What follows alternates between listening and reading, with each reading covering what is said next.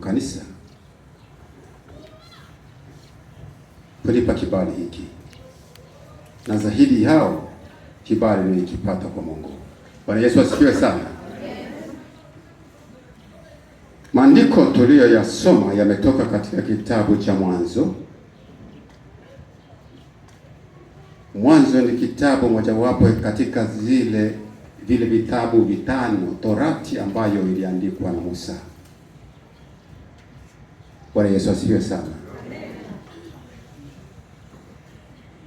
Maandiko yanasema kwamba hapo mwanzo Mungu aliziumba mbingu na nchi. Maeneo haya ya uumbaji wa Mungu ni makao nyeti sana Mungu aliyoyaazimia kuyaumba kwa malengo yetu na viumbe vingine. Haleluya. Tutamkapo mbingu na pia nchi, haya ni maneno ya Kiswahili.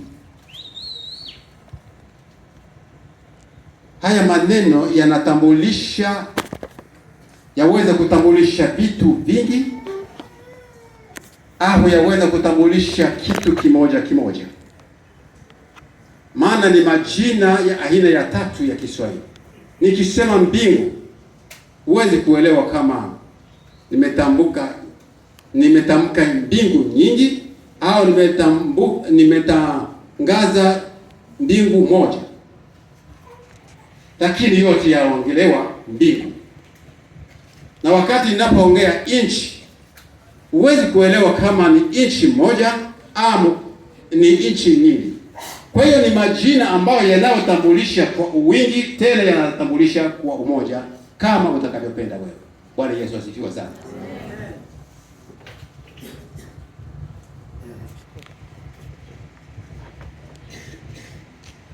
Nimeambia kwamba hizi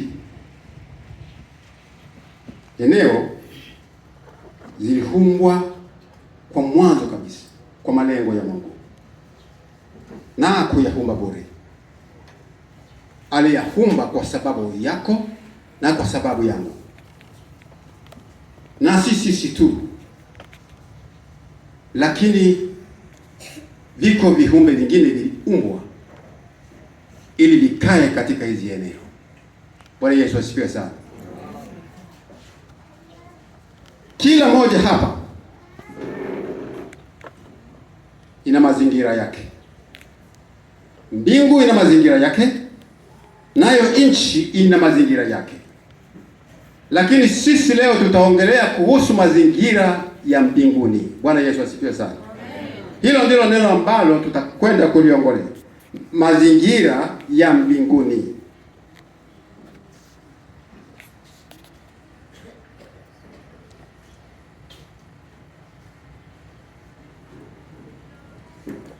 Huko mbinguni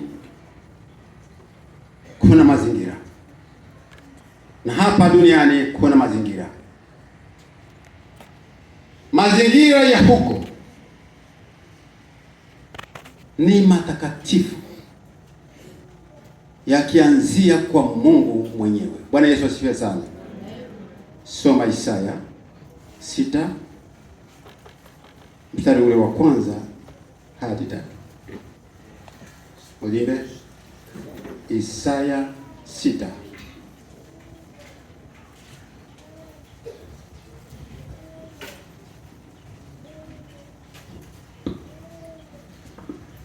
Nasoma Isaya sura ya 6 mstari wa kwanza hadi wa 3. Mstari wa kwanza hadi wa 3. Neno la Mungu linasema, katika mwaka ule aliyokufa mfalme Uzia, nalimwona Bwana ameketi katika kiti cha enzi kilicho juu sana na kuinuliwa sana,